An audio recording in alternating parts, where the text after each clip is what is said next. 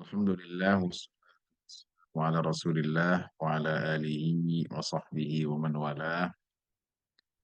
Subhanaka la ilma lana illa ma 'allamtana innaka antal alimul hakim wa la haula wa la quwwata illa billahil aliyyil azim. Yang saya hormati Bapak Bernato dan seluruh jemaah di Norwegia sana, jemaah Muslim.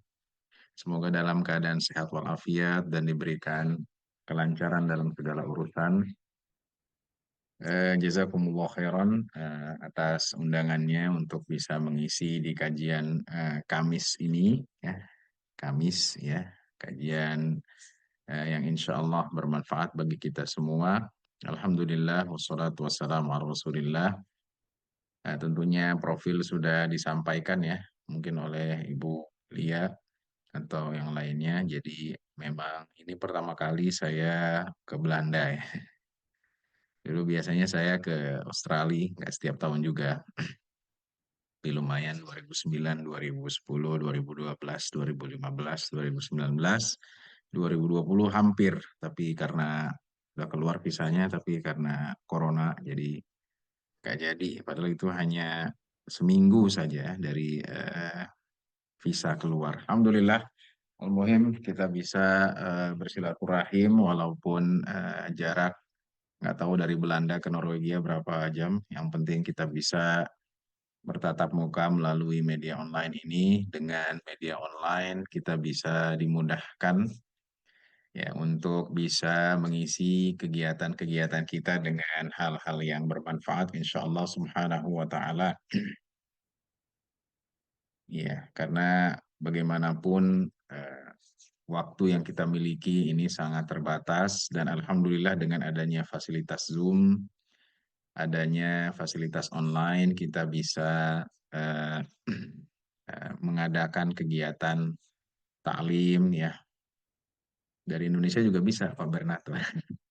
Cuman mungkin waktunya nggak tepat ya. Kalau dari Indonesia, kalau dari Belanda ini mungkin waktunya sama ya. Nggak ada perbedaan. Kalau Indonesia 6 jam lebih cepat daripada waktu lokal sini.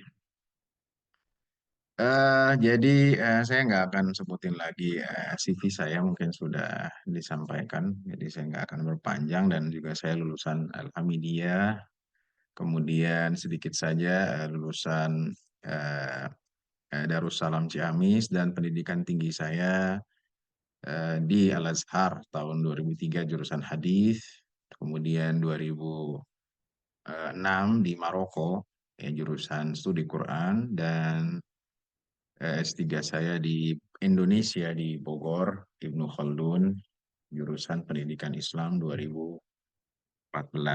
Adapun kegiatan keseharian saya itu berdakwah dan mengampu atau mengajar di dua pondok di Madinatul Quran dan Ihsanul Amal.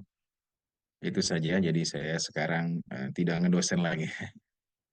Dosennya udah selesai 2021, kemudian 2021-2023. Semoga eh, bisa memberikan manfaat bagi umat ya. Insya Allah Subhanahu wa taala, jadi concern saya memang dalam Quran ya, memberikan sanad, kemudian hafal santri yang menghafal kepada saya dan seterusnya, kemudian juga dakwah dan juga di Komisi Fatwa di MUI Kota Depok masih sampai sekarang. Baik, langsung saja kita akan memasuki tema kita yaitu memupuk rasa cinta terhadap Al-Quran. Ini sebenarnya ada slide tapi nggak apa-apa. Eh, jadi cinta, ya kalau kita sering kata cinta itu artinya adalah sayang, ya, ingin, berharap, seperti kita cinta kepada sesuatu. Ya, kalau kita cinta kepada pasangan, ya berarti kita sayang. Cinta kepada anak berarti kita sayang. Cinta kepada harta berarti kita berharap sekali. Ya, cinta juga artinya dalam kamus bahasa Indonesia artinya risau, khawatir. yang semua itu sebenarnya eh, bisa dimasukkan dalam term cinta terhadap Al-Quran. Jadi cinta kepada Al-Quran itu sayang pada Al-Quran, tidak mau meninggalkan Al-Quran, risau apabila tidak berinteraksi dengan Al-Quran. Ya, cuman dalam prakteknya memang kita seringkali eh, cinta kita terhadap Al-Quran itu sangat terbatas, sangat-sangat minim. Sangat minim maksudnya gimana? Ya, kita sibuk dengan dunia, kita tidak sempat untuk membaca Al-Quran, melihat terjemahan, mengaji, ya. Maka Masya Allah saya terus terang sangat eh, bangga dan sangat takjub dengan komunitas Muslim di Eropa atau di luar negeri yang memiliki giroh atau semangat untuk mengaji, ya, yang mengajinya di mana benar-benar ingin, ya. Kalau kita di Indonesia kadang sudah kita ajak ngaji tapi nggak mau ngaji gitu kan, ya, hadir sedikit. Maka ini merupakan hal yang sangat positif dan sangat baik ketika kita mau mengaji, ketika kita mau tadarusan, ketika kita mau mempelajari tafsir Al-Quran. Ini tanda bahwa kita indikasi cinta terhadap Al-Quran. Iya. Jadi cinta kepada Al-Quran itu merupakan hal yang urgen di akhir zaman ini. Kenapa? Karena adanya pengabaian, ya, pengabaian terhadap Al-Quran. Mengapa bisa terjadi pengabaian? Karena beberapa faktor. Bahkan Al-Quran sendiri eh, dalam surah Al-Furqan, ya, di situ disebutkan wa qala rasulu ya rabbi inna qaumi ittakhadhu hadzal qur'ana mahjura. Dan Rasul berkata, wahai Tuhanku, sesungguhnya kaumku menjadikan Quran itu ya, sesuatu yang diacuhkan, yang diabaikan. Iya, jadi sesuatu yang diabaikan. Qurannya banyak, ya, cetakannya banyak. Sekarang apa yang tidak ada? Mau cetakan Madinah ada, mau cetakan Indonesia ada, ya, bahkan di sini, ya, saya baru ngeliat, ya, karena di sini banyak orang Suriname, Quran dengan bahasa Jawa, ya, di Indonesia nggak ada itu terjemahan bahasa Indonesia aja. Jadi Quran itu sudah banyak, tapi kita mau nggak mengkajinya, ya. Di zaman yang serba modern dan digital ini Allah berikan kemudahan, tetapi justru kebalikannya banyak orang yang mengabaikan Al-Quran, ya, karena eh, dunia tersebut. Jadi apa saja yaitu sibuk dengan gadget, dunia, kemudian kekuasaan, ya, hal-hal yang kurang bermanfaat. Ya, intinya alasannya adalah sibuk. Ya, kita semua sibuk, kita semua kerja. Ya, ya, tapi masa dari waktu yang 24 jam itu kita tidak punya waktu untuk Al-Quran, gitu kan? Atau karena para hadirin mencari euronya, ya, semangat nyari euro, ya, sampai 2.000, 3.000, 5.000 per bulan, ya, suami istri kerja, ya, Masya Allah. Tapi jangan sampai, ya, dunia ini kita cari menyebabkan kita lupa terhadap kitabullah, terhadap Al-Quran. Apalagi di bulan Ramadan, di mana bulan Ramadan adalah bulan diturunkannya Al-Quran. Syahrul Ramadan alladzi unzila fihi Al-Quran. Ya, Ramadan adalah bulan di mana diturunkannya Al-Quran. Iya. Jadi justru dengan kita hidup di negeri Barat, di negeri Eropa, ya, kita memiliki berkecukupan, harusnya kita bisa lebih menyempatkan lagi untuk apa? Untuk bisa mengkaji Al-Quran, ya. Alhamdulillah, ya. Di Indonesia segala sesuatu itu sulit, ya. Banyak orang-orang yang tidak mampu, ya. Maka saya kalau lagi di Australia, di luar negeri, saya sering sampaikan banyak-banyak bersyukur, ya.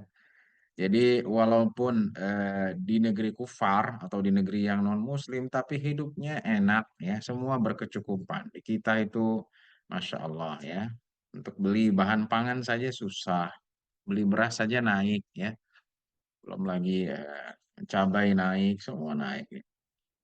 Ya, banyak orang yang tak mampu untuk mencukupi kebutuhan dasarnya, makan minumnya saja susah, ya, apalagi yang lain, ya. Maka dengan adanya kita di negeri kufar atau di negeri Eropa, ya, Allah berikan segala fasilitas kepada kita, yaitu kemudahan, ya, kelancaran, alhamdulillah, ya, nggak ada yang kelaparan, maka kita harus bisa lebih, ya, memaksimalkan, memanfaatkan waktu kita ketika kita berada di negeri Eropa ini. Baik, jadi bagaimana cinta itu hadir? Itu kan pertanyaannya. Ya, kita lihat saja Rasulullah Shallallahu Alaihi Wasallam. Bahwasanya Rasulullah Shallallahu Alaihi Wasallam, ya, rasa cinta itu hadir karena adanya sesuatu yang beliau alami. Ya, beliau pertama mimpi, gitu kan? Mimpi yang disebut dengan ru'yas salihah. Jadi setiap kali mimpi Nabi Shallallahu Alaihi Wasallam itu melihat seperti ada al-falaq subh, ya, terbitnya subuh, cahaya putih. Nah, ini kaitannya dengan Quran apa? Ada, ya, karena Rasul akan menerima wahyu yang pertama. Maka apa yang dilakukan Rasulullah SAW? Rasulullah SAW melakukan tahannuts, ya. Tahannuts itu artinya menyendiri dalam satu tempat, ya, untuk mendapatkan ilham, untuk mendapatkan, ya, bimbingan dari Allah Subhanahu wa taala, atau nyebutnya kita khalwat, ya, tahannus atau khalwat, ya, cuman hadis Rasulullah SAW menyebutkan tahannus, ya.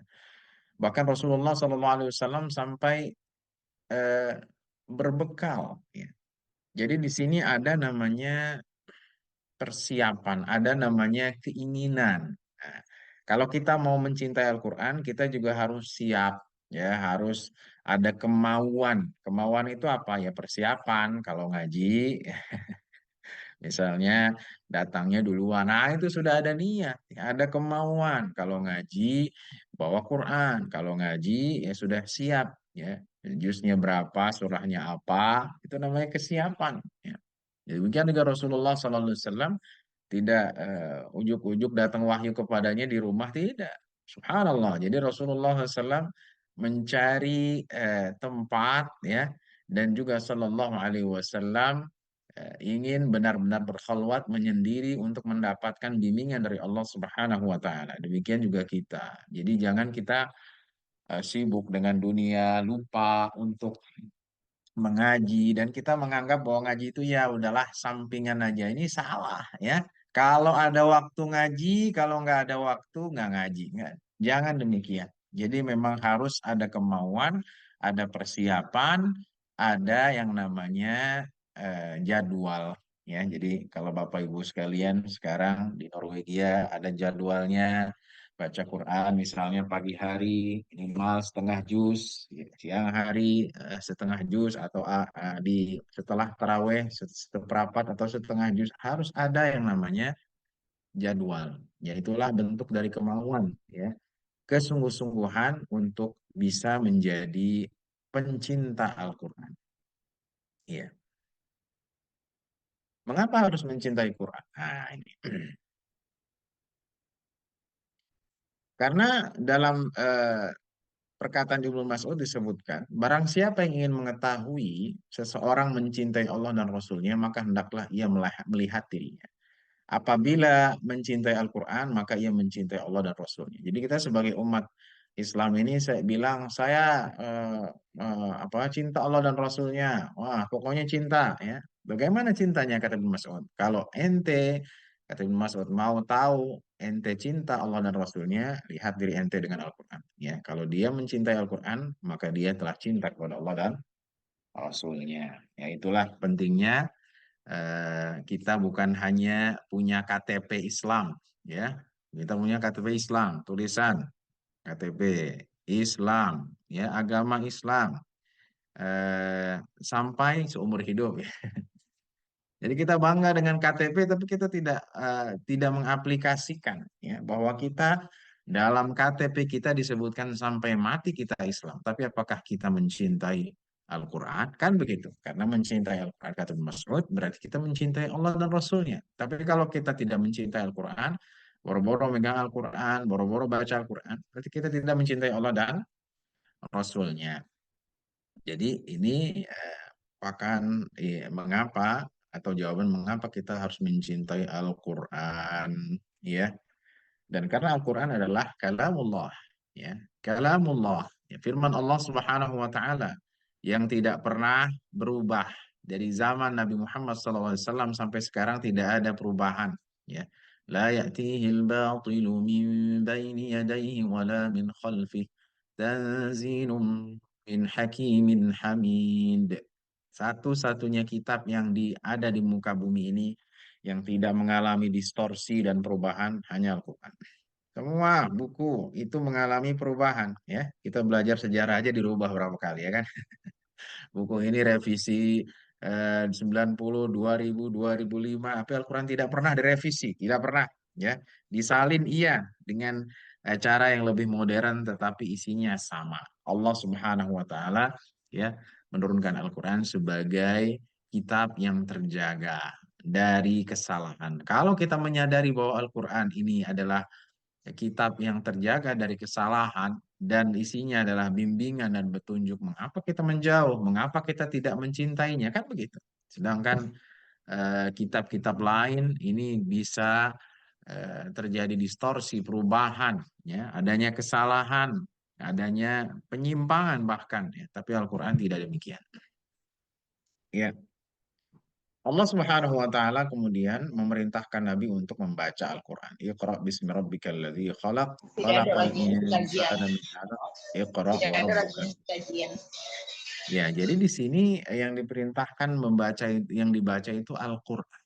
Jadi Rasulullah Shallallahu alaihi wasallam sengaja memang meluangkan waktu, mempersiapkan dirinya untuk bisa mendapatkan bimbingan, petunjuk, wabil khusus, ya, lebih eh, lebih persisnya lagi adalah Al-Qur'an, ya. Jadi perlu meluangkan waktu, perlu persiapan. Ya. Nah, itu yang dilakukan Rasulullah Shallallahu alaihi wasallam. Ya. Tapi kalau kita membaca surah Al-Alaq, kita mendapatkan bahwa kita diberikan motivasi untuk bisa mencintai Al-Quran. Ya, coba lihat. Iqra bismi rabbikal ladzi khalaq. Baca. Ya, khalaqal insana min 'alaq. Iqra wa rabbukal akram. Sampai dua kali di situ disebutkan. Jadi adanya pengulangan, ya, itu artinya motivasi agar kita bisa mencintai Al-Quran. Iqra, Iqra, ya. Dan Nabi SAW, ya, mumpung saya ingat ketika didatangi Jibril alaihi salam, ya, dan Jibril mengatakan Iqra, Nabi Muhammad SAW, wahai Muhammad, bacalah, alaihi salatu wassalam. Kata Nabi Muhammad SAW, ya, aku tidak bisa membaca, ma'ana biqari, ya. Kemudian Jibril menyekap, ya, Rasulullah SAW sampai Rasulullah SAW kepayahan, ya, kepayahan berkeringat, ya, karena kuatnya, ya, sekapan Jibril alaihi salam, kemudian dilepaskan lagi, kemudian diperintahkan untuk baca lagi, kemudian Nabi Muhammad SAW bilang saya tidak bisa membaca, disekap lagi sampai tiga kali. Ya, akhirnya di yang ketiga kalinya kata Jibril alaihissalam, bacalah. Ya, maka Rasulullah SAW, ya, mengikuti bacaannya. Jadi yang dimaksud, nah, ini perlu saya sampaikan, yang dimaksud perkataan Jibril bacalah di dalam hadis tersebut artinya ikutilah bacaanku. Jelas, ya? Iya, jadi bukan dikasih lembaran, bukan dikasih kitab, bukan dikasih buku, bukan, tapi mengikuti bacaannya. Sehingga Rasulullah SAW mengikuti bacaan Jibril alaihi salam, ya, dengan membaca awal surah Al-Alaq ini. Iya, jadi sedemikiannya Rasulullah SAW, ya, menghadapi, ya, hal-hal yang tidak biasa. Ya, kalau kita mudah mau baca Quran mudah, ya. Ada HP, tinggal buka saja. Subhanallah, walaqad yassarnal Qur'ana lidzikri fahal min muddakir. Ya. Ya, dan kami telah memudahkan Al-Quran untuk dibaca, diingat. Ada nggak yang mau mengingat? Begitu, ya.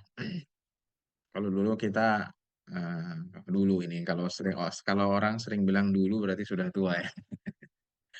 Dulu harus pakai mushaf yang besar, yang tebal, ya.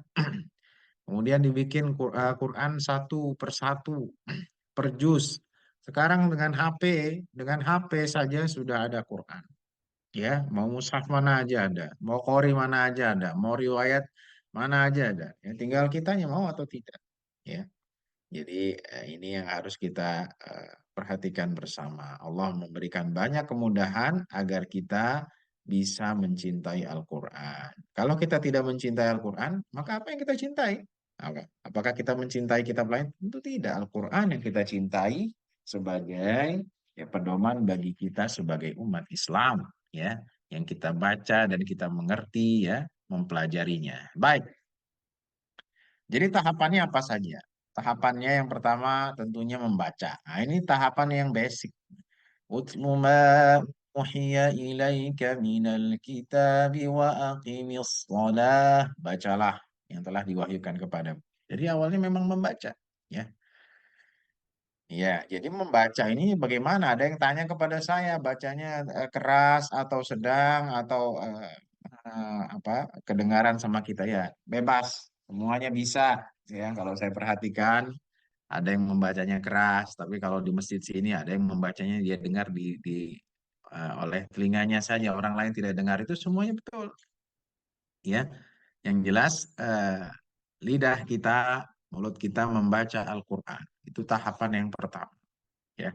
Kalau orang sudah malas membaca Al-Qur'an, ya, maka Allah Subhanahu wa taala ya tidak akan memberikannya pahala, tidak akan memberikannya banyak kasih sayang. Mana hadisnya? Hadisnya adalah hadis Rasulullah sallallahu alaihi wasallam, "Wa majtama'a qaumun fi baitin min buyutillah yatluna kitaballah wa yatadarasunahu fima bainahum illa nazalat alaihimus sakinah wa ghasyiyatuhumur rahmah wa haffathumul malaikah wa dzakarahumullahu fi man 'indah."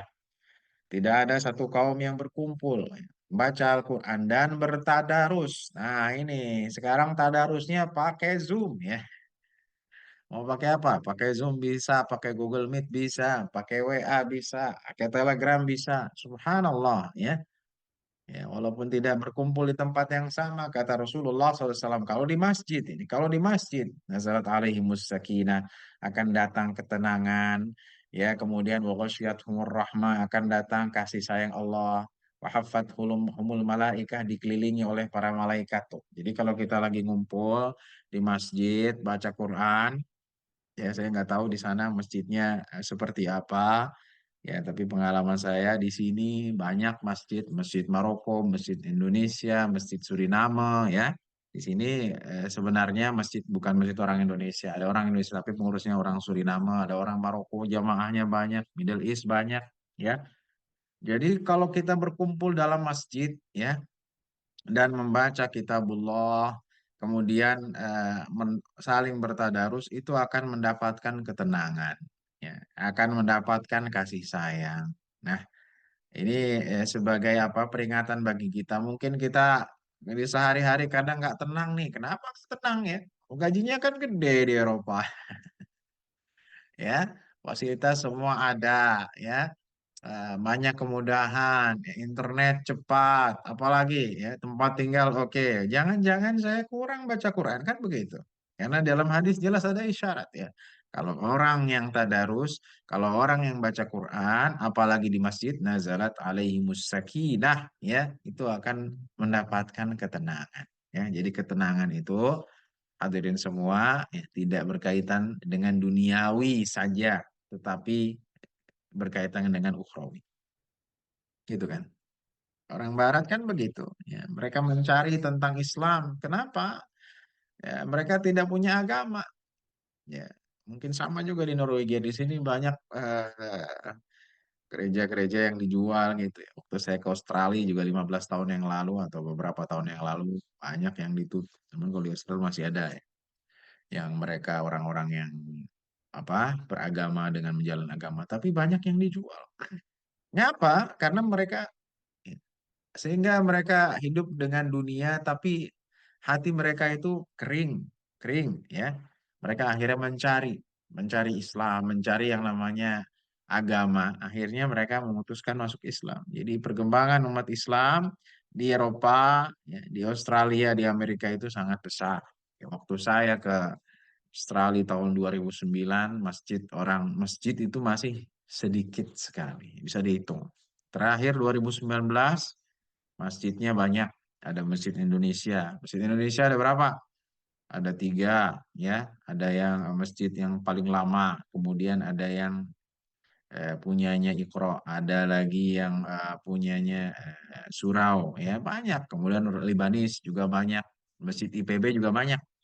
Oh, emang ada kampus IPB di sana? IPB itu singkatan, ya, India, Pakistan, Bangladesh, ya.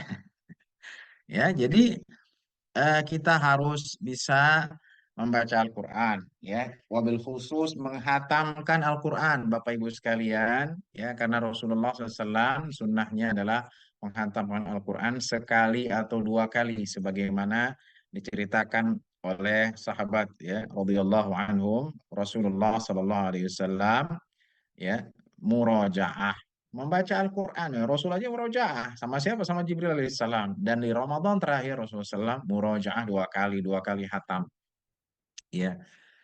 Jadi kita usahakan hatam Al-Quran, Bapak Ibu sekalian, ya. Bagaimana kalau saya baca Qurannya belum lancar, Pak Ustadz? Ya, ya, kalau belum lancar ya berusaha, ya. Bahkan dulu waktu saya masih ngajar di kampus, ada seorang mahasiswa yang dia bilang, Pak, saya tidak bisa baca Quran, ya. Saya tidak bisa baca Quran karena dulu saya belajar Iqra belum selesai. Nah, ini penting nih. Terus dia bilang gini, boleh nggak saya baca Quran dengan huruf Latin? Dengan apa? Dengan huruf Latin. Ya, saya bilang, kamu nggak bisa baca Quran, ya? Belum bisa, Pak. Ya, akhirnya saya bilang boleh, ya. Boleh membaca Al-Quran dengan huruf Latin. Latin maksudnya gimana? Nggak bisa Arab, Latinnya ya, sambil belajar. Jadi nggak ada alasan karena saya nggak belum ikronya belum selesai, saya nggak mau baca Quran, jangan. Ya, karena Al-Quran memberikan solusi, ya, bukan menjauhkan kita. Subhanallah. Dan sekarang ada namanya Quran untuk apa? Orang buta, apa namanya? Iya, Braille. Ya, bayangkan, ya, tidak melihat tetapi hanya memegang Quran Braille. Ini dikembangkan oleh Kemenak dan juga pentasi Al-Quran ini sudah mulai banyak, subhanallah. Ya, jadi sampai seperti itu.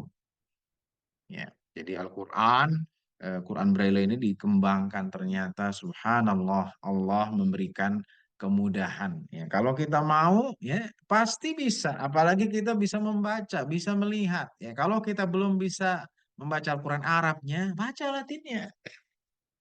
Begitu. So kita baca komik selesai baca. Ya, kalau dulu masih ada koran, orang baca koran, kadang lihat orang baca koran lama gitu 2 jam. Ya. Tapi kalau baca Quran, 5 menit matanya udah langsung perih, ya. Ya sekarang udah nggak ada koran lagi, udah nggak laku. Sekarang semuanya basisnya adalah aplikasi, ya, HP. Ya. Maka ini, ya, jangan sampai kita apa? Jangan sampai kita malas. Kapan lagi? Ya. Kapan lagi? Nanti kalau udah Ramadan baru pengen hatam, beda. Ya, saya sering sampaikan, Ramadan itu beda. Ya.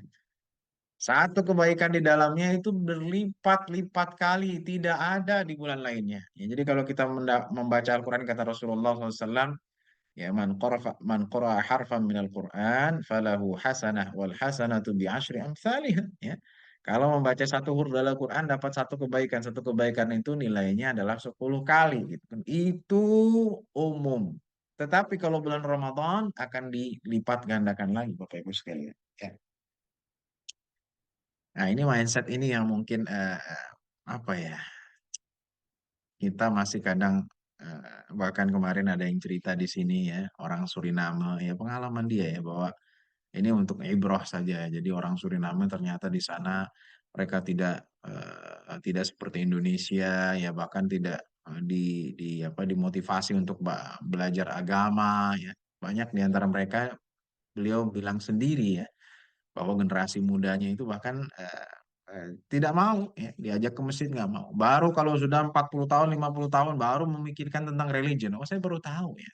Alhamdulillah, ya, kita sebagai orang Indonesia dari kecil kita sudah diajarkan, ya, untuk cinta, untuk baca Quran, ya. Sedangkan ternyata banyak orang-orang yang waktu kecilnya itu tidak didekatkan, tidak diajarkan bagaimana baca Quran, bagaimana mengaji. Nah, ini adalah ya satu hal yang perlu kita perhatikan. Ya, jadi apa yang menjadi eh, yang menjadi apa tujuan kita itu adalah untuk mencapai, untuk mendapatkan keberuntungan ukhrawi.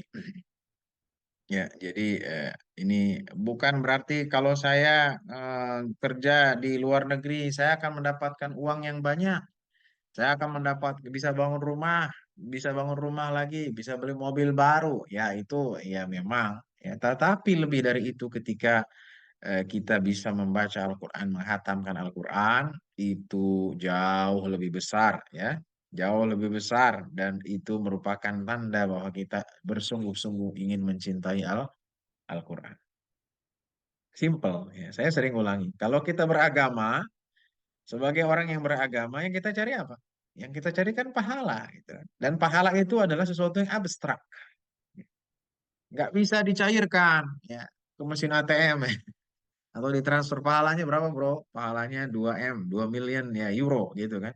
Nanti ya lumayan nih buat lebaran. Nggak ada. Ya, pahala itu sesuatu yang abstrak yang kita akan dapatkan ya balasannya dan kita akan mendapatkan manfaatnya ya ketika kita di hari akhir nanti. Ya, itu adalah inti daripada agama. Ya.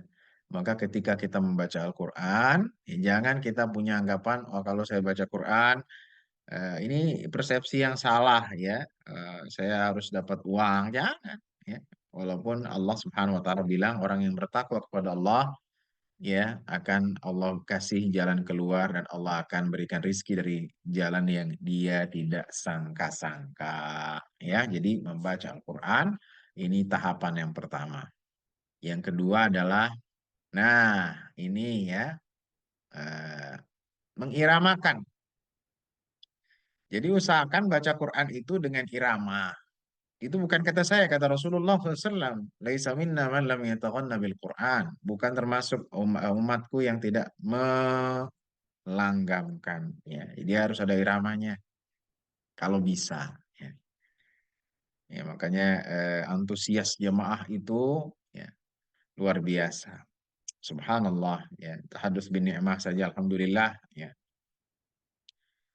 sejak 2002 waktu di Mesir ya, diberikan kesempatan untuk menjadi imam mengimami orang-orang Mesir 2002 2003 kemudian beberapa kali alhamdulillah sekarang bisa mengimami di sini. Jadi ketika kita membaca dengan irama itu bukan karena kita show off, bukan, tetapi kita ingin merasakan indahnya dan mentadaburi. Ada kaitannya, ada. Ya, coba kalau kita baca misalnya ayat-ayat tentang kiamat. Ya, kita membaca dengan irama yang sedih. Idza waqa'atil waqi'ah laisa liwaqa'atiha kadhibah khafidatur rafi'ah idza rujjatil ardu rajja wa bussatil jibalu bassa fakanat haba'an munbatha. Kira-kira gimana? Kita akan terbawa, ya. Jadi itu poinnya, bukan untuk wah suara saya bagus, bukan ya, bahwa suara saya keren, tetapi agar kita bisa lebih mentadaburi lagi, kita khusyuk itu tujuannya. Makanya alhamdulillah ya, umat Islam ini antusias ya, baik di dalam negeri ataupun di luar negeri. Sekarang di Indonesia juga sudah banyak namanya eh, duta imam ya. Jadi untuk Ramadan, imam-imam muda ini diseleksi di Jakarta, memang mereka sebagai imam tamu ya, karena antusias ya. Bacaan-bacaan yang indah itu adalah membuat kita lebih bergairah ya, lebih semangat lagi. Itu hal yang natural ya. Coba kalau kita bacanya tidak diiramakan ya, ya atau mendengar Al-Quran yang tidak ada iramanya kita juga nggak semangat. Itu adalah hal yang memang diajarkan Rasulullah SAW. Jadi Bapak Ibu sekalian punya HP dengarkan MP3 ya, mau pilih siapa, Misyari ada, Huzaifi ada, Husori ada ya, sekarang Bandar Balila ada, semuanya sudah ada, tinggal kita mau tidak tidak ya. kita ikuti sedikit demi sedikit iramanya seperti apa. Ya, kalau kita baca juga sesekali kalau tidak bisa setiap kali kita iramakan ya. Kalau suaranya lempeng gimana Ustadz? Ya kita usahakan ya pakai langgam sendiri aja gitu. Intinya intinya daripada irama itu adalah agar kita bisa lebih tadabbur lagi, khusyuk lagi ya ketika mendengarkan Al-Qur'an. Kan begitu. Jangan sampai ketika kita mendengar Al-Qur'an kita tuh jadi apa? Justru kita kok bacaannya begini, jangan. Karena kata Allah Subhanahu wa taala, "Wa idza tuliyat 'alaihim ayatuhu zadatuhum imana." Jadi kalau dibacakan Al-Qur'an, wah, tambah iman ya, tambah kenceng lagi ya, semangat lagi untuk ya taat untuk melakukan ibadah kepada Allah Subhanahu wa taala. Nah, jadi yang pertama tadi adalah membaca, kedua mengiramakan, yang ketiga menghafal. Ya, mungkin ada yang bilang, Pak Ustadz, saya tinggal di Belanda, di Norwegia, ya masa saya ngafal? Iya, hafal itu adalah kegiatan yang seumur hidup. Mana dalilnya Rasulullah SAW menghafal sampai beliau meninggal? Ya, murojaah, menghafal, murojaah. Sekarang saya tanya Rasul sibuk nggak? Sibuk. Rasulullah SAW berdakwah mengurusi umat sebagai kepala negara, tapi Rasulullah murojaah sama Jibril. Jadi kalau kita bilang saya sibuk gitu kan, nggak sempet, nah, itu tidak mungkin. Masa dari sekian waktu itu tidak ada, gitu ya. Makanya saya nulis buku tentang menghafal Quran untuk orang sibuk, ya. Nggak ada yang nggak mungkin. Dulu saya punya guru, ya guru-guru saya itu baru mulai menghafal umur 40 tahun. 40 tahun, bayangkan. Dan menghafal dalam 5 tahun. Iya, tapi kan saya bukan santri ya. Ya, kalaupun kita bukan santri ya usahakan kita menghafal. Tidak mesti, kalau bisa 30 juz bagus. Kalau nggak bisa ya setengahnya. Kalau nggak bisa seperempatnya. Ya, kalau nggak bisa ya beberapa surat. Ya, tapi harus ada yang namanya keinginan untuk menghafal. Ya, tidak mesti semua. Kenapa? Ah ini ada hadisnya, hadis sahih dari Rasulullah SAW. Innal ladzi laisa fi jawfihi syai'un minal Qur'an kal baitil kharib. Sesungguhnya orang yang tidak ada di dalam hatinya sesuatu dalam Quran, artinya dia tidak ada dalam hatinya hafalan, yaitu seperti rumah yang roboh. Kita sekarang punya rumah, ya tapi roboh. Bisa kita tempatin nggak? Nggak bisa. Yang ada kita di luar, tidur di luar. Nah, seperti itulah orangnya di dalam hadis yang tidak memiliki hafalan. Ya, Alhamdulillah, ini punya hafalan Ustaz. Apaan? Kulhu. Bagus. Qul a'udzu bil falaq, qul a'udzu birabbin nas. Ya, tambah lagi ya bahkan dalam satu riwayat disebutkan ya ada perkataan celakalah orang yang sudah 60 tahun tapi tidak mencapai 60, ada yang bilang 60 ayat, ada yang bilang 60 surat. Iya, ya ini bab sendiri ya, jadi intinya apa? Kalau bisa kita ngafal sedikit-sedikit ya, hafal amanah Rasulullah bima unzila, itu bentuk kecintaan kita terhadap Al-Quran ya. Jadi mungkin ada orang yang bilang ngapain sih orang Islam ini ngafal ngafal ngafal ya. Itu justru ya salah satu ya langkah kita mencintai Al-Qur'an adalah menghafalnya.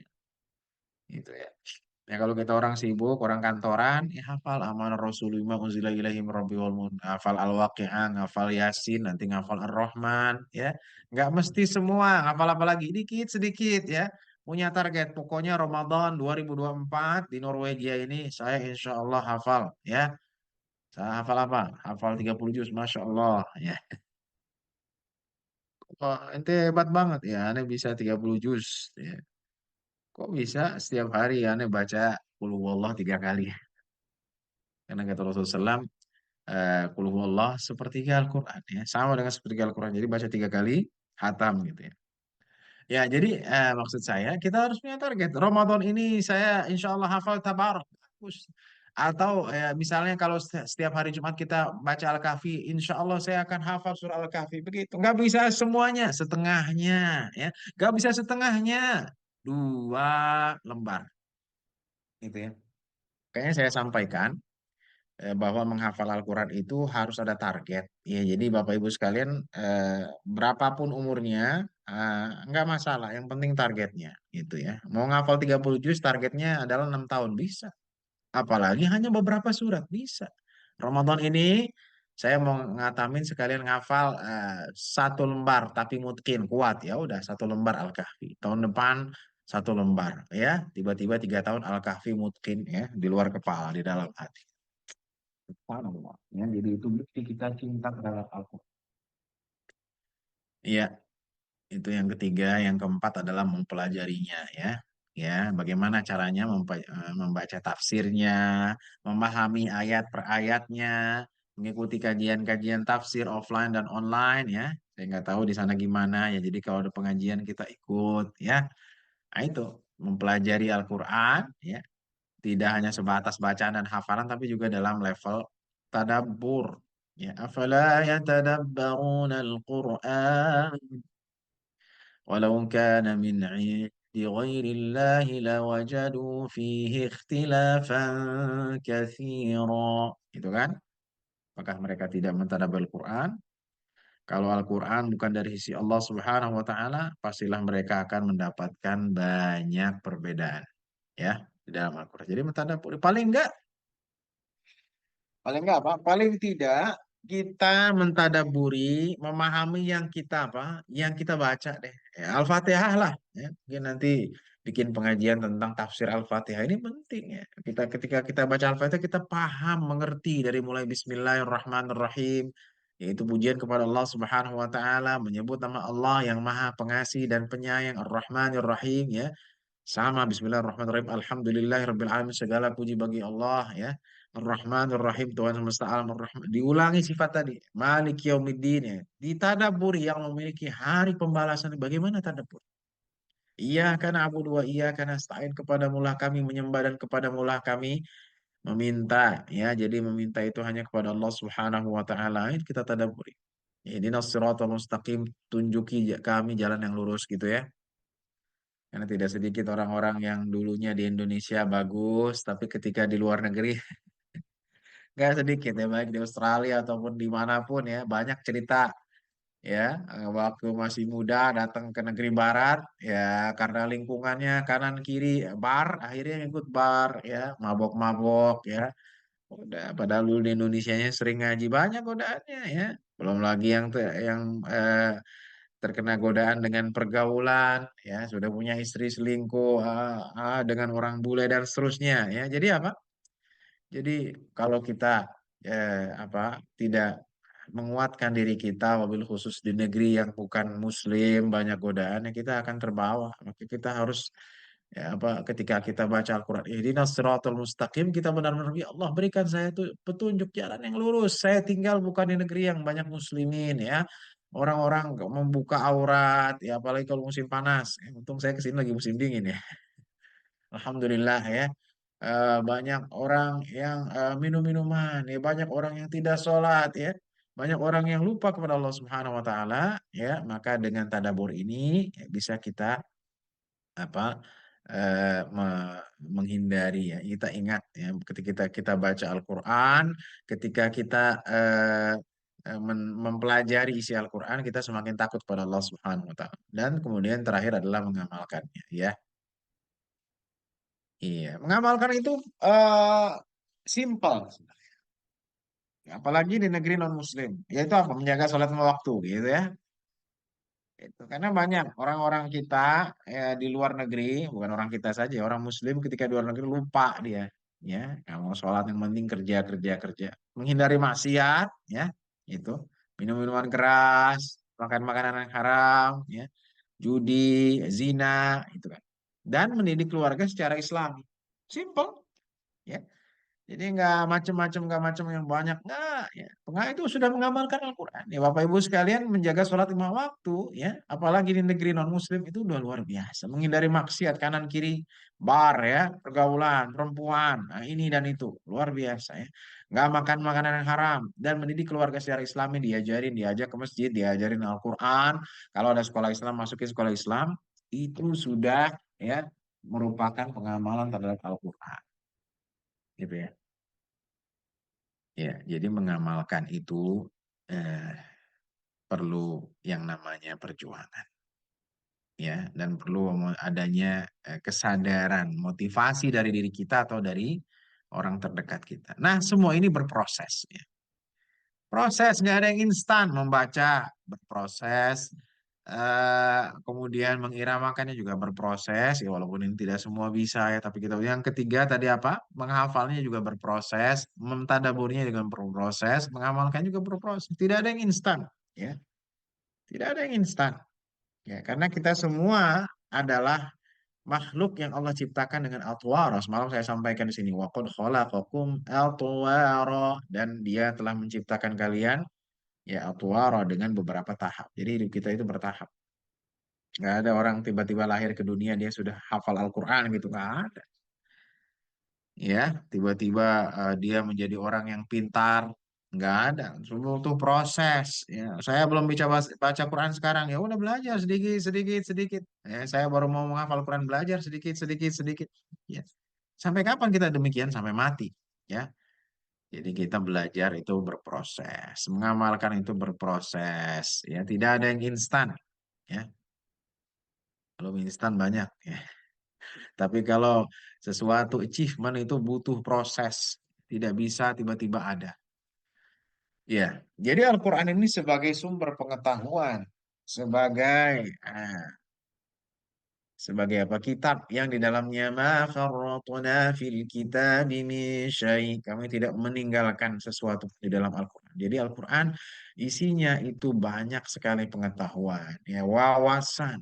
Tuh. Bahkan sekarang marak sekolah berbasis Al-Quran, ya kan? Sekarang brandingnya adalah sekolah Quran, sekolah Al-Quran, sekolah tahfidz, ya. Karena Al-Quran adalah sumber pengetahuan, gitu. Di dalamnya ada kisah-kisah tentang umat-umat terdahulu, kisah tentang Musa, Fir'aun, Ashabul Ukhdud, ya. Kemudian juga ada disiplin ilmu, ya, tentang matematika lita'alamu adadas sinina wal hisab. Hitung, gitu kan? Apalagi, ya. Ma huwa shifaa'un wa rahmatun lil mu'minin. Oh, tentang kedokteran. Wa idza maridtu fahuwa yashfin. Tentang kedokteran. Itu kan? Apalagi hadza kitabuna yantiqu 'alaikum bil haqq inna kunna nastansikhu ma kuntum ta'malun. Oh, tentang administrasi, ya, semuanya, ya. Dasar-dasarnya ada, ya. Inna Allah ya'murukum an tu'addul amanati ila ahliha, tentang namanya jabatan. Wa idza hakamtum bainan nasi an tahkumu bil 'adl, tentang kepemimpinan. Semuanya ada, ya. Dasar-dasar ilmu itu semuanya ada di dalam Al-Qur'an. Ya, prinsip-prinsipnya ada, ya. Apalagi banyak sekali. Jadi kalau kita baca Al-Qur'an, kita tadaburi subhanallah, ya. Kita akan mendapatkan banyak pengetahuan, wawasan, dan Al-Quran mengajak kita untuk berpikir, belajar. Afala tatadzakkarun, afala taqilun. Tidakkah engkau mengambil pelajaran? Tidakkah engkau memiliki akal? Kan itu Al-Quran. Ya. La ibratan li ulil absar. Ada ibrah bagi orang-orang yang memiliki pandangan, gitu ya. Baik, jadi dengan menguasai Al-Quran, ya, kalau kita membaca Al-Quran, kita akan mendapatkan banyak sekali wawasan, ya, kisah-kisah juga banyak, ya. Hadirin rahmati Allah Subhanahu wa taala. Jadi eh, ketika kita dekat dengan Al-Qur'an, cinta terhadap Al-Qur'an seperti tema kita, insya Allah kita akan diistimewakan oleh Allah. Kok bisa? Iya, kata Rasulullah SAW, Allah itu punya keluarga. Ditanyakan siapa? Kok Allah punya keluarga? Subhanallah. Ahlina, inna lillahi ahlina. Ya. Kata Rasulullah SAW, ahlul Quran, ahlullah yang khasatu. Ahli Quran itu adalah keluarga Allah dan orang-orang yang istimewa tuh, ya. Dan ahli Quran tidak mesti konteksnya dalam masyarakat, ya. Mungkin di Eropa ya tidak mesti hafal Al-Quran, ya. Orang yang dekat terhadap Al-Quran Allah akan berikan keistimewaan, ya. Allah akan memberikan kasih sayangnya seperti yang disampaikan tadi. Jadi apa yang kita lakukan? Ya kita berusaha dan kita berdoa. Ya, ada doa dari Rasulullah SAW, doanya begini. Allahumma inni abduka ibnu abdika ibnu amatik nasiyati biyadik madin fiyya hukmuk adlun fiyya qada'uk as'aluka bikulli ismin huwa lak sammaita bi nafsak aw anzaltahu fi kitabik aw 'allamtahu ahadan min khalqik aw ista'tharta bihi fi ilmil ghaibi an taj'al al-Qur'an rabi'a qalbi wa nura basari wa jala hazani wa dhahaba hammi. Ya intinya apa yang akhirnya? Ya Allah jadikanlah ya Al-Quran itu sebagai pelita hatiku, ya sebagai penenang diriku, ya dan penghilang rasa sedihku. Doa kita panjatkan ya Allah, jadikanlah saya pencinta Al-Quran, bukan pencinta dunia, ya. Karena dunia yang kita kumpulkan berapa euro, 1.000, 2.000, 5.000, 10.000, ya semua itu hanya untuk fasilitas dunia saja. Maka sering saya sampaikan dunia itu sebagai fasilitas, bukan sebagai tujuan. Jadi kalau kita mendulang uang nih euro banyak agar kita bisa apa? Bisa haji ya, bisa umroh, bisa bangun pesantren, kan begitu. Bisa bisa infak, bisa wakaf. Jadi bukan untuk kekayaan diri kita sih. Boleh, boleh untuk kita, tapi jangan lupa ya. Jadi harta yang kita miliki itu harus ada orientasi kita untuk kehidupan hari akhir yang kekal. Ya, kita akan terus berjalan pahala ketika kita sudah mati. Harta kita ada di masjid, harta kita ada di sekolah, yang ada di sana wakaf kita. Subhanallah, ya.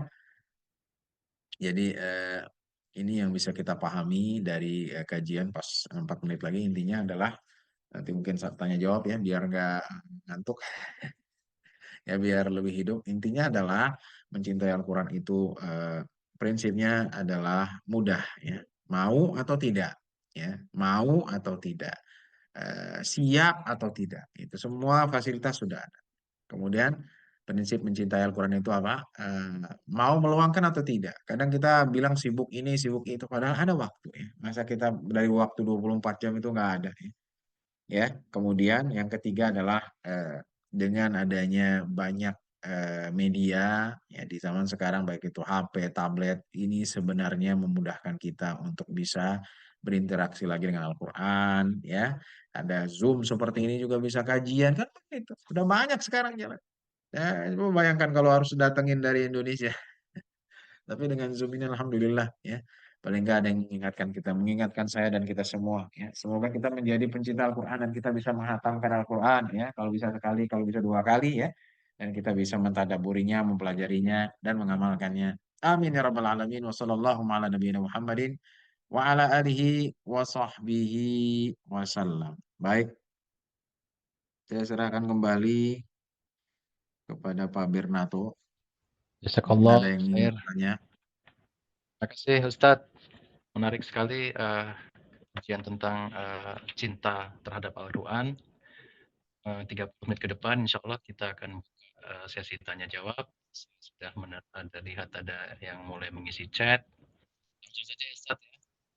Pertanyaan pertama dari Surya. Saya. Jadi pertanyaannya adalah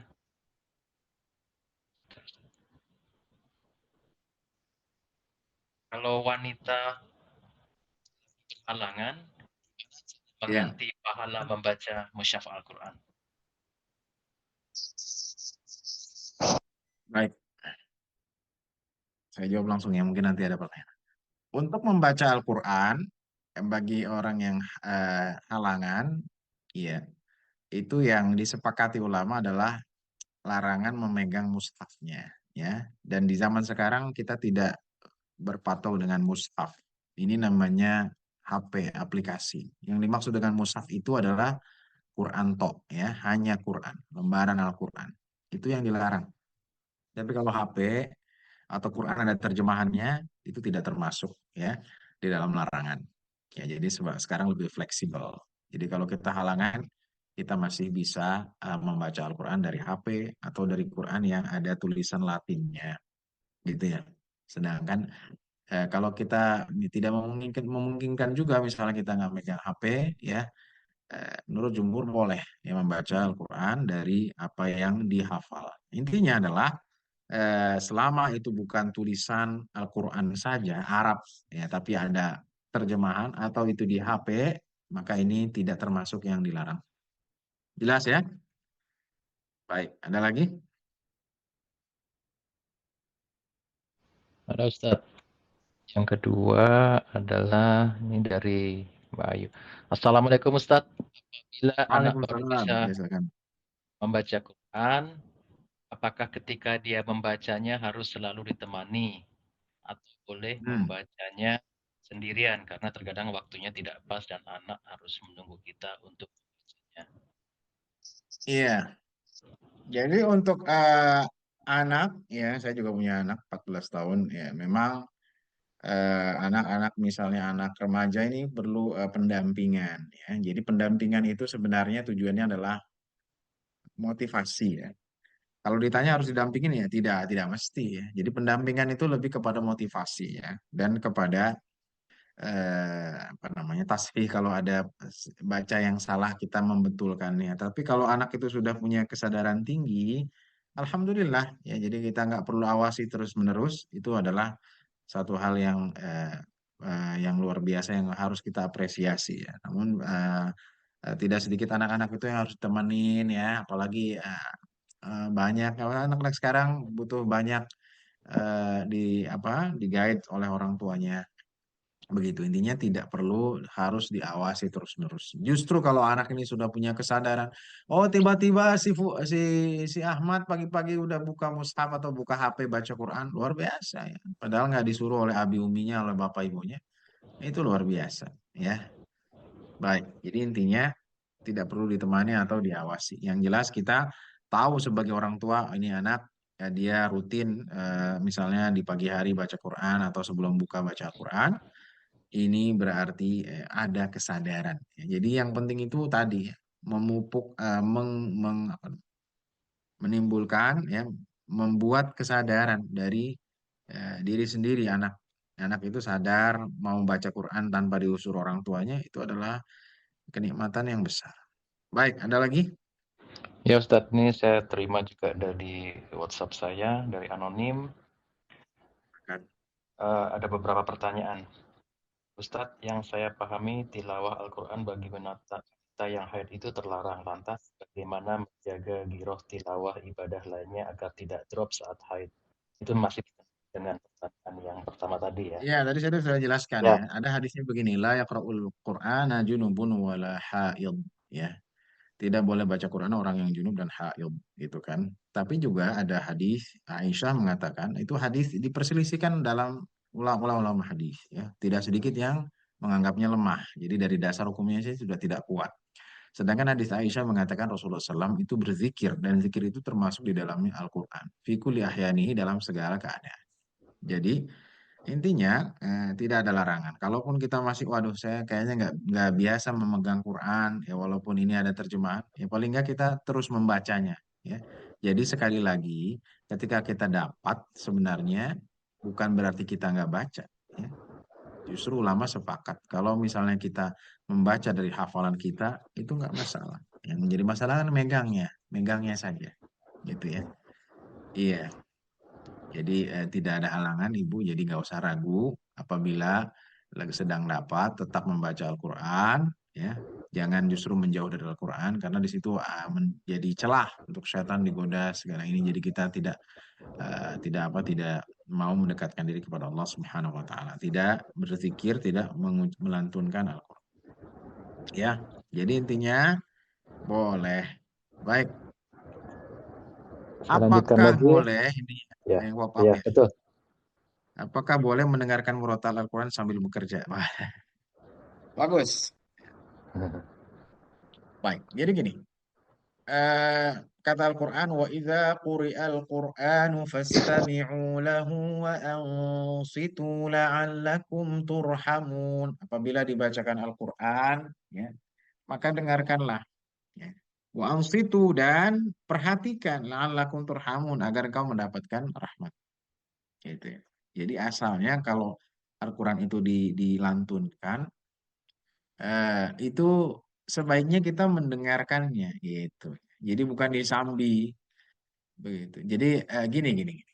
Ini mirip pertanyaan waktu saya di Indonesia juga. Ada yang nanya demikian. Boleh nggak misalnya lagi kerja nih, karena yang lain dengernya apa, akhirnya di setel Quran sejam atau 2 jam, ya nggak apa-apa. Ya. Tapi jangan terus-terusan, misalnya apalagi di kantor kedengaran di mana-mana, tapi nggak didengarkan, gitu kan.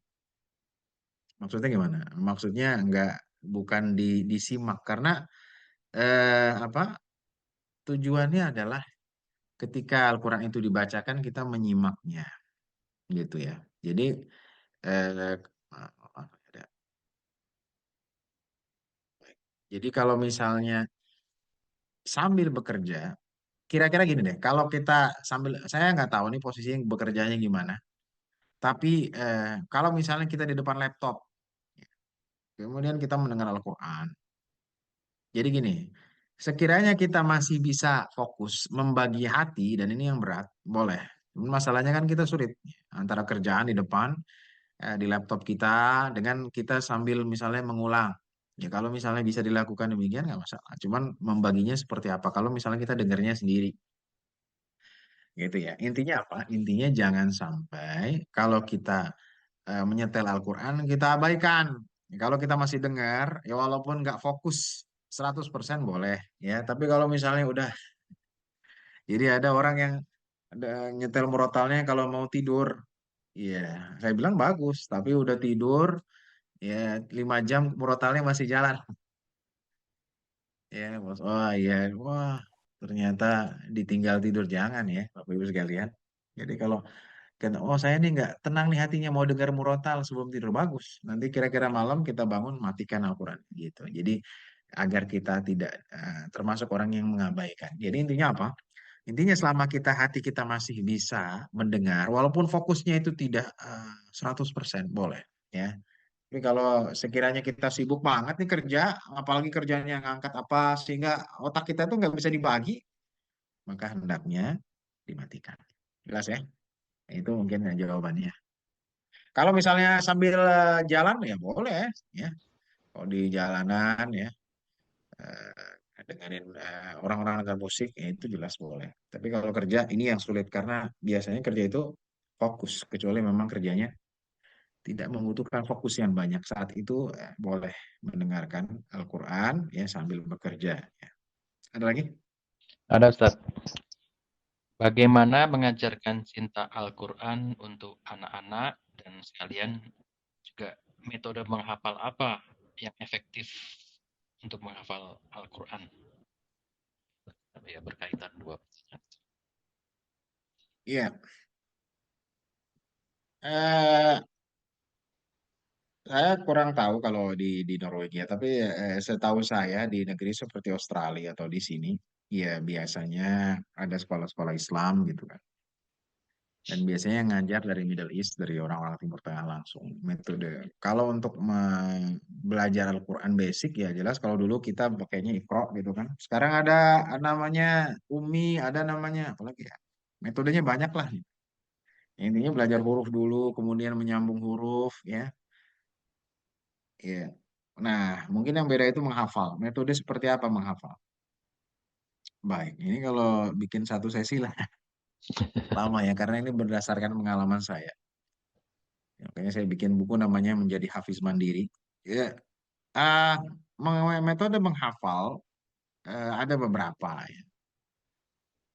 Tapi dari semua itu intinya satu. Intinya satu, yaitu kita fokus dengan apa yang kita ingin hafal. Ini saya ringkas saja. Maksudnya gimana? Maksudnya kita mau ngafal apa nih? Mau ngafal surah Al-Mulk. Oh ya udah kita fokus Al-Mulk aja, ya.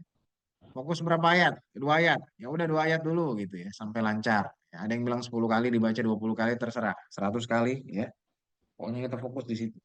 Itu intinya. Ya, tapi kalau kita jabarkan banyak, entah itu menghafal dulu saya punya teman orang di Mesir, itu banyak orang yang mohon maaf buta ya. Subhanallah. Dan teman saya yang buta itu menghafal hanya dengar pakai kaset.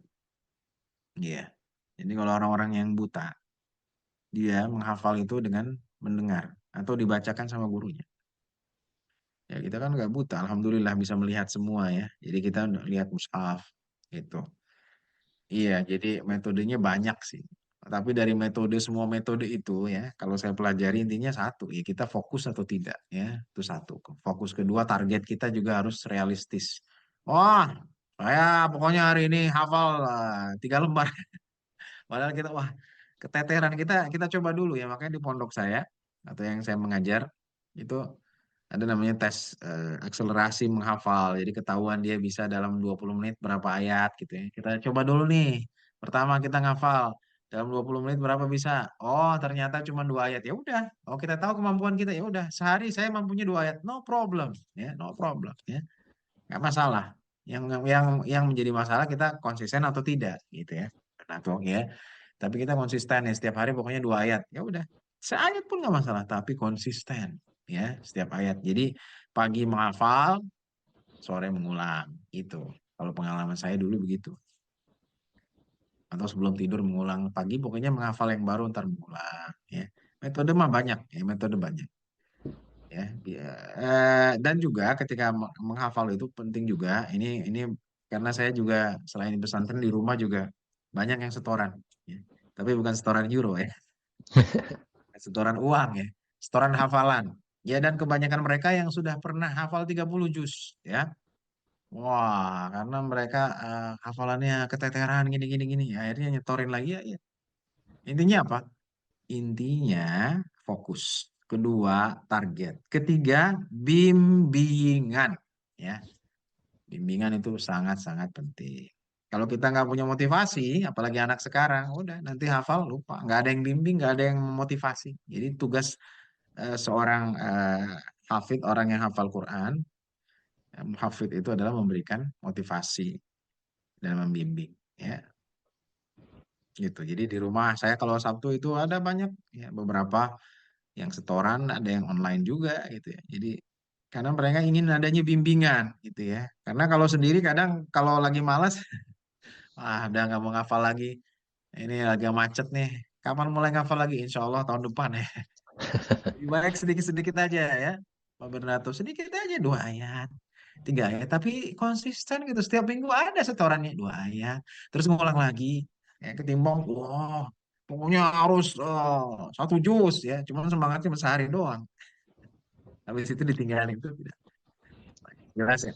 Ya, Insya jadi Allah. kalau tentang metode ini panjang kalau saya jelaskan, cuman intinya itu fokus, target, ya kita targetnya mau berapa lama, dan ketiga adanya bimbingan orang yang kompeten. Ada lagi? Ada Ustaz. Ini anonim juga. Kalau tilawah atau pegang mushaf, apakah harus ada wudhu, Ustaz? Ya, ini sama seperti yang tadi. Ya, ya cuman ulama mengatakan itu termasuk sunnahnya atau adabnya. Ya. Tapi kalau bacanya dari dalam hati, Pak Bernato, atau dari hafalan, ini nggak disyaratkan sama sekali. Kan tadi saya bilang, mau yang haid, ya, apalagi yang tidak haid. Kalau bacanya dari hati, maksudnya dari hati gimana? Nggak megang Quran, itu nggak masalah. Ya. Tapi lebih baik memang ya kita dalam keadaan wudhu. Tapi bukan syarat ya atau wajib kalau nggak ini dosa enggak. Iya. Jadi itu sangat fleksibel ya. Kalau kita makanya mengapa kita menghafal gitu kan? Saya sering sampaikan karena kalau kita menghafal sudah hafal, insya Allah kita fleksibel, lebih mudah mau di atas kendaraan ya lagi ngantri kita bisa merojaah nggak mesti kenceng-kenceng ya karena apa kita punya banyak waktu ya sehingga kita eh, bisa melantunkan atau membaca Al-Quran ya. Bukan hanya ketika di masjid tadi. Baik, ada lagi? Ya Ustaz, saya lanjutkan. Ini anonim juga. Sekarang orang banyak yang hafal Quran tapi tidak tahu artinya. Tentu yang sudah pasti Bagus. banyak hafalan dan ngerti artinya. Sekarang mana yang lebih baik? Hafalannya tidak terlalu banyak tapi tahu dan paham artinya, atau sekedar mengejar skor hafalan tapi tidak tahu artinya? Bagus, bagus. Jadi mana yang lebih bagus ya? Lebih bagus menghafal terus tapi nggak paham atau paham tapi nggak hafal ya? Ya bagus dua-duanya ya. Ya, jadi gini, kalau ditanya kepada saya pribadi, ya kita dari kita mau menghafal 30 juz nggak gitu dulu deh, ya. Kalau kita nggak pengen ya jangan dipaksakan. Kalau kita pengen kita targetkan. Maka saya sering sampaikan dalam pelatihan target nih. Saya hafal Quran 10 tahun, nggak masalah. Ya Rasulullah aja 23 tahun, bener nggak? 40 tahun sampai 63 tahun, berapa berarti? 23 tahun kan? Cuman konsisten dalam 10 tahun, misalnya pencapaian setiap tahunnya misalnya berapa tuh? 3 juz gitu kan. Jadi 3 juz Hmm. tahun itu tercapai gitu. Mau dibikin lebih lama juga bisa gitu kan. Jadi intinya kalau bisa seimbang. Kalaupun tidak seimbang, ya karena mungkin kita sibuk, ya kita lebih banyak porsinya di tafsirnya nih. Karena atau nggak masalah. Tapi menghafal juga perlu. Jadi jangan kita punya ngafal nggak perlu, jangan ya perlu ya walaupun hanya sedikit sedikit sedikit. Karena itu, nah ini juga saya sampaikan, hafalan itu adalah kekayaan, kekayaan. Tentunya bukan materi. Ya. Jadi kenapa kita punya hafalan itu tadi, untuk kita punya hafalan kita mau baca nggak mesti di masjid, kita udah hafal di dalam hati kita, mau lagi di pasar lagi nunggu lah, lagi di luar ya nggak mesti di masjid, kita bisa membacanya walaupun nggak kenceng-kenceng tapi kita bisa membacanya gitu ya. Jadi kalau ditanya dengan kondisi sekarang misalnya, tetap menghafal sedikit-sedikit, eh, dan mempelajari dengan porsi yang lebih banyak gitu ya, kira-kira demikian. Intinya jangan Ini sampai hilang sisi hafalannya, walaupun porsi apa tadaburnya atau tafsirnya lebih banyak. Ada lagi? ini masih berkaitan dengan hafalan, Ustadz. Jadi, adakah Ya, pahala khusus penghafal Al-Quran meski dia tidak memahami isinya? Jadi tentang pahala. iya. Jadi gini, sebenarnya tadi yang seperti saya kan kita tentu bahas tentang baca ya. Kalau dibilang pahala khusus tidak ada ya. Tapi ada yang menyebabkan seorang hafiz itu dia lebih banyak pahalanya. Maksudnya gimana ya? Ketika orang hafal dia akan terus ingin membaca ya. Ya, juga banyak motifnya karena dia ingin menjaga hafalannya, karena dia sudah menikmati ya. Dan otomatis ketika dia membacanya banyak, porsinya banyak ya. Misalnya orang yang hafid yang sudah mutkin setiap seminggu selesai hatam, hatam, hatam, hatam. Jadi seminggu hatam 30 juz, seminggu hatam 30 juz. Berapa pahala yang didulangnya? Yang di banyak ya. Iya, jadi eh, apa? Untungnya kita menghafal itu kita bisa meraih pahala yang lebih banyak ya. Bapak Ibu sekalian, itu poinnya. Iya, adapun keistimewaannya banyak. Dari saya buku saya jelaskan bahwa orang yang ahli Quran itu akan merupakan keluarga Allah Subhanahu wa taala, akan diberikan syafaat pada keluarganya, akan dikasih mahkota sebagai penghafal Quran, akan orang tuanya dan seterusnya sepanjang lah ya intinya.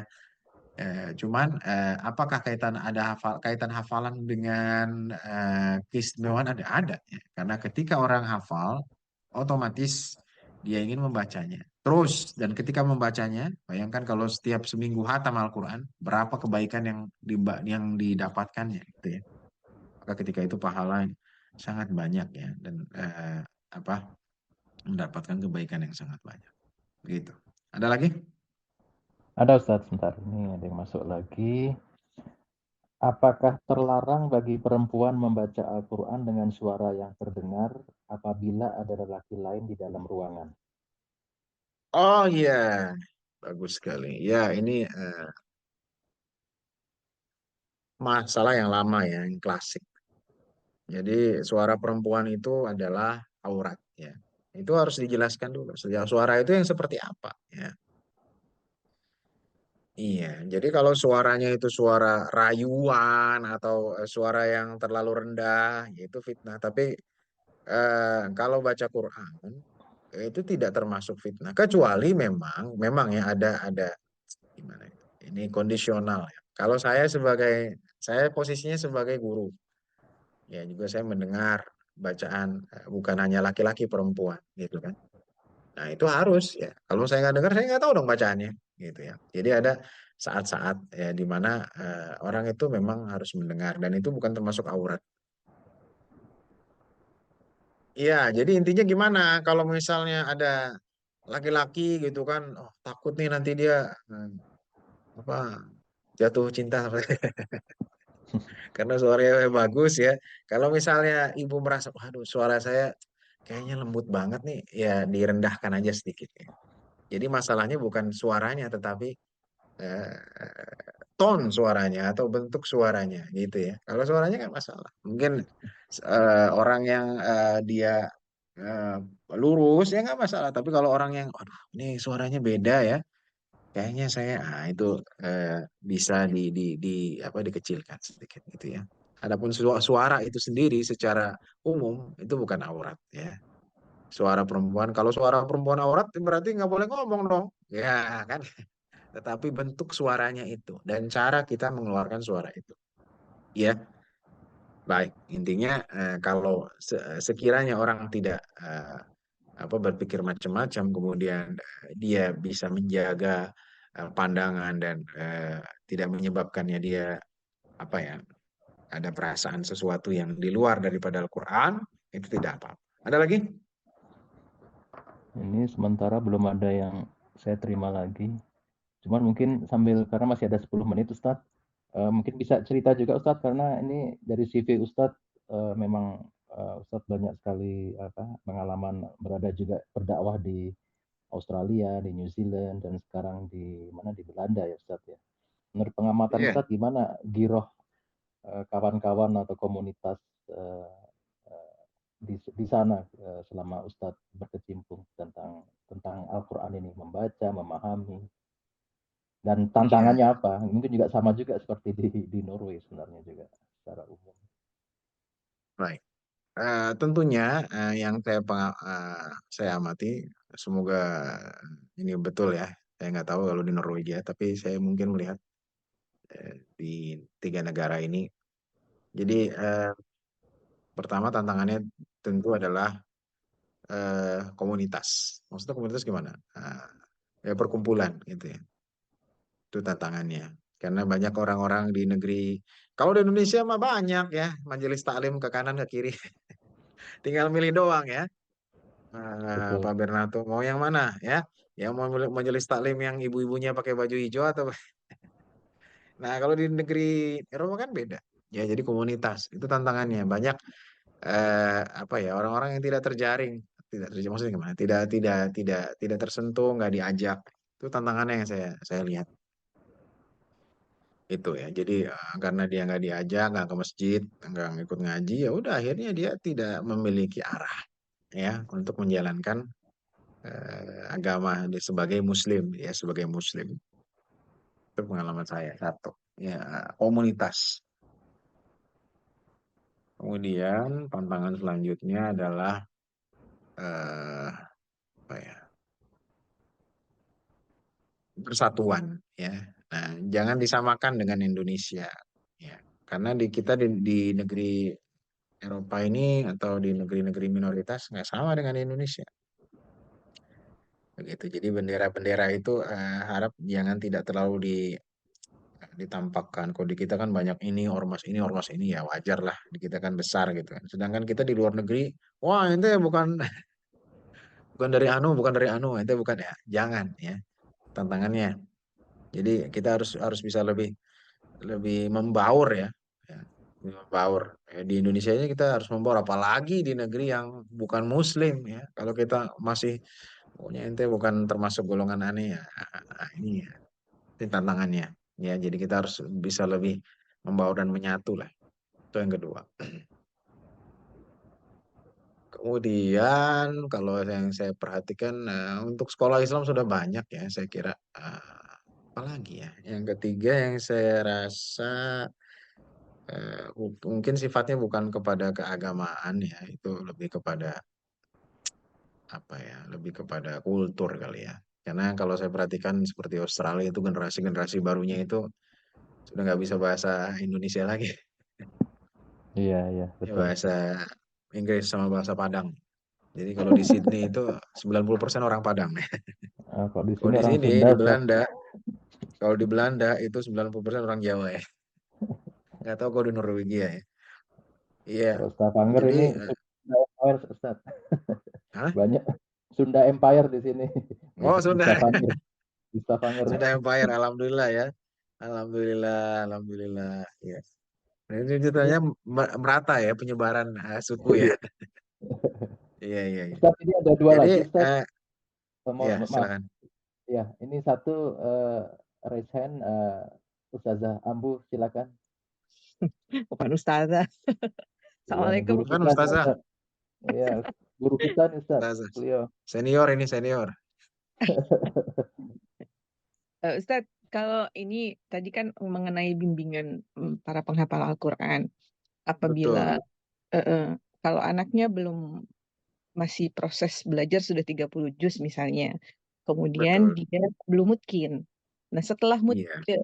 proses mutkin itu yang perlu bimbingan ya Ustadz. Kalau sudah mutkin masih perlu bimbingan atau dia bisa mandiri kayak Ustadz tadi mengulang setiap seminggu satu kali hatam gitu. Gimana Ustadz? Iya, bagus sekali. Jazakallah. Iya.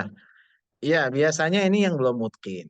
Iya. Kalaupun sudah mungkin tinggal motivasinya aja, tapi mungkin tidak mesti dibimbing setiap minggu atau 3 hari gitu. Biasanya demikian. Iya, karena juga ada orang yang sudah mungkin gitu kan tiba-tiba karena mungkin semangatnya berkurang, akhirnya dia nggak murojaah lagi gitu. Jadi perlu bimbingan. Betul. Ya biasanya yang tahapan yang pemutkinan itulah yang butuh banyak bimbingan. Karena di situ masa-masa yang apa ya namanya? Ya masa-masa eh, Terberat Ustadz. ya masa-masa yang sangat inilah butuh bimbingan. Nanti kalau enggak ya udah 30 juz tiba-tiba bisa baca cuma 2 juz begitu kan. Jadi perlu dibimbing terus ya dan pemutkinan itu butuh keuletan dan keseriusan gitu ya. Harus setiap minggu misalnya baca berapa? Sejuz, setengah juz gitu sampai dia lancar gitu Ustazah. Ya jadi harus bimbingan memang dalam tahap yang. Tapi kalau dia sudah mungkin dalam arti dia sudah bisa hatam terus 30 juz, punya kalau kita nyebutnya hatam rutin ya. Orang yang hafiz yang mungkin itu dia punya hatam rutin. Semua di mana-mana. Ya, guru-guru kita Quran ada yang 10 hari hatam, ada yang 7 hari hatam. Itu rutin ya rutin. Karena kan hafalannya sudah di dalam hati jadi mudah untuk merojaah kapan saja dan di mana saja gitu. Jadi intinya memang tahap yang ini sangat perlu banyak bimbingan gitu ya. Jadi bimbingan juga tadi seperti saya sampaikan saya juga offline dan online juga ya. Jadi sekarang sudah dimudahkan. Baik, ada lagi? Ini ada satu lagi dari Syekh Aris. Assalamualaikum. Ketika baca Quran dengan Waalaikumsalam. terjemahan, kenapa kadang-kadang ada ayat-ayat yang masuk ke dalam hati dan seolah-olah kita baru ketemu ayat tersebut padahal sebelumnya sudah baca? Kenapa bisa gitu? Baca dengan terjemahan ada yang Ada yang ayat-ayat tersebut masuk ke dalam hati, kena gitu mungkin ya, dan seolah-olah kita baru oh ketemu iya ayat iya. tersebut. Padahal sebelumnya udah dibaca, tapi pas satu saat dia kok kena gitu mungkin Iya, dia tertangkap. betul. Itulah. Al-Quran itu dia tidak akan habis ya. Ya kayak sama kayak ngafal. Kok murojaah? Kok gitu. Kadang saya, oh, ngapain murojaah? Justru itu kenikmatan ya. Jadi dalam Quran itu ada kenikmatan. Makanya saya sering bilang ya, orang-orang yang hafal Quran jangan murojaah itu jadi beban karena dulu kita juga waktu awal ngafal bahkan sudah lama ngafal kayak beban begitu. Tapi setelah kesini itu sebagai nikmat. Nah, demikian juga ketika kita baca itu ada hal-hal yang baru, betul sekali. Ya, iya, bahkan sekelas sahabat saja ketika Umar dibacakan satu ayat oleh Abu Bakar, itu seakan ayat itu baru saya dengar, kan begitu kan tentang ketika Rasulullah SAW wafat ketika itu. Bukan Umar nggak tahu, tahu, tapi apa ya, mengenaknya itu memang nggak tiba-tiba kita ngafal baca terus kita ngena semua enggak. Jadi Quran itu seperti itu ya. Mengapa Rasulullah SAW 23 tahun gitu kan? Ya itu ya karena ada tadabur ya. Tadabbur ada sesuatu yang lebih mengena ya karena situasi atau kondisi yang berbeda atau kita menemukan sesuatu ya banyak sekali gitu ya makanya mengapa buku tafsir itu ada ya kan kalau oh, ini tafsir Al-Quran kan banyak dari zaman dulu sampai sekarang ada lagi saya jawab karena tadabbur ya atau renungan orang itu berbeda dari masa ke masa dan dari situasi ke situasi. Contoh apa ya. Misalnya kita baca tentang ayat siksa gitu kan. Tapi kita bacanya begitu aja. Tapi ketika kita habis melakukan satu dosa, ya misalnya kita baca Innal ladzina kafaru bi ayatina sawfa nuslihim nara kullama nadijat junuduhum baddalnahum junudan ghairaha liyadhuqul azab. kita langsung nangis gitu. Ada. Karena orang-orang yang kafir, kemudian orang-orang yang mendustakan akan disiksa dan api itu akan dikenakan kepada dia ketika mengelupas kulitnya diganti lagi gitu kan. Jadi ada kondisi, ada situasi ya di mana kita lebih mengena lagi tadi bahasa yang menanya ya, mengena lagi ya gitu. Jadi intinya itu hal yang biasa. Ketika kita baca biasa, tapi ketika kita sampai ayat itu tiba-tiba kita sedih. Itu justru bagus. Ya, jangan pas baca ini malah biasa aja. Nah, itu yang malah yang jadi pertanyaan. Baik. Ada lagi? Nampaknya belum saya terima dan kita juga alhamdulillah sudah di penghujung waktu, Ustadz. Baik. Jazakallah, terima kasih Ustadz untuk semua Oh iya, ilmu, kok. peringatan dan nasihat-nasihat buat kami. Dan perkenankan untuk sebelum kita tutup, Ustadz bisa membantu membaca doa Ustadz. Baik, mari kita tutup dengan doa. Terima kasih banyak untuk Kamis. Ya, semoga Allah memberikan taufik dan hidayah kepada kita dan kita diberikan istiqomah. Kita bisa terus membaca, mempelajari Al-Quran dimanapun berada. Ya, jadi nggak mesti di Indonesia, ya, bisa offline dan online. Kita terus bersemangat ya. Walaupun kita di negeri yang jauh dari tanah air, kita tetap menjadi orang-orang yang lurus dan mencintai Al-Quran. Bismillahirrahmanirrahim. Alhamdulillahirrahmanirrahim. Allahumma sholli ala Muhammad wa ala Muhammad. Allahumma ighfir lana dzunubana wa liwalidina warhamna warhamhum kama rabbawna shighara. Allahumma ij'alna min ahli al-Qur'an. Allahumma ij'alna min ahli al-Qur'an. Allahumma ij'al ahlana wa dhurriyyatana min ahli al-Qur'an al-'azim. اللهم ثبتنا بالقرآن وشفعنا بالقرآن وكرمنا بالقرآن. اللهم تقبل منا الصلاة والصيام والزكاة وسائر الأعمال. ربنا هب لنا من أزواجنا وذرياتنا قرة أعين واجعلنا للمتقين إماما. اللهم ارزقنا الختمة، اللهم ارزقنا الختمة، اللهم ارزقنا البركة، اللهم ارزقنا المنفعة في الدين والدنيا والآخرة. ربنا آتنا في الدنيا حسنة في الآخرة حسنة وقنا عذاب النار. سبحان ربك رب العزة عما يصفون وسلام على المرسلين والحمد لله رب العالمين. Amin. Alhamdulillahirrahmanirrahim. Jazakallah Ustadz. Mohon maaf segala kurang. Kita tutup majelis ini. Subhanallahumma wa bihamdik. Asyhadu an la ilaha illa Asyhadu an la ilaha illa anta astaghfiruka wa astaghfiruka. atubu ilaik. Assalamualaikum Terima kasih Pak Bernard. warahmatullahi wabarakatuh. Pak Sama-sama Bernardo. Ustadz, sehat-sehat insyaallah. Terima Kalau ada kasih rezeki bisa ketemu Ibu lagi. Lia. Sama-sama Ustadz, jazakallah khair. Ya, semoga lancar semua urusannya ya. Amin amin. Lapang Sampai rezekinya, lebaran anak-anaknya. Ustadz di Belanda. Sampai lebaran Ya, insyaallah. Sampai sampai lebaran. lebaran. Masya Allah ya. Kalau imam Allah. sampai lebaran.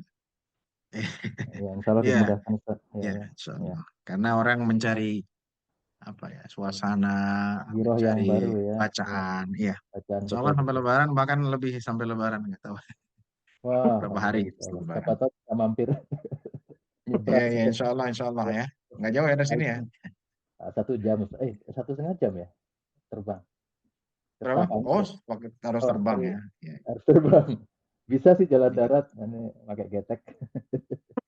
Iya. Lama terus lebih. Sama di sana musim dingin juga ya, Pak Bernardo ya?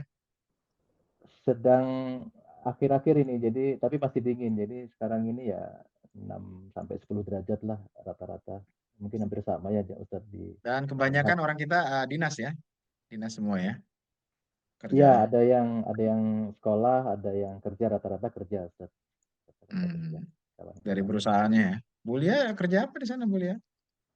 Wah, Bulia ini guru mengaji kami Ustaz. Kita setiap Jumat ada madrasah. Luar biasa, luar biasa. Semoga berkah ya Bulia ini. Allah, Ustaz. Iya, ya. Baik, kita ketemu lagi. Terima kasih insyaallah. Ustaz. Ya, jazakumullah khairan. Terima kasih banyak. Semoga kita bisa terus silaturahim. Amin. Jazakumullah khairan. Mohon maaf, mohon pamit. Assalamualaikum warahmatullahi wabarakatuh. Waalaikumsalam warahmatullahi wabarakatuh. Syukron. Syukron sama-sama.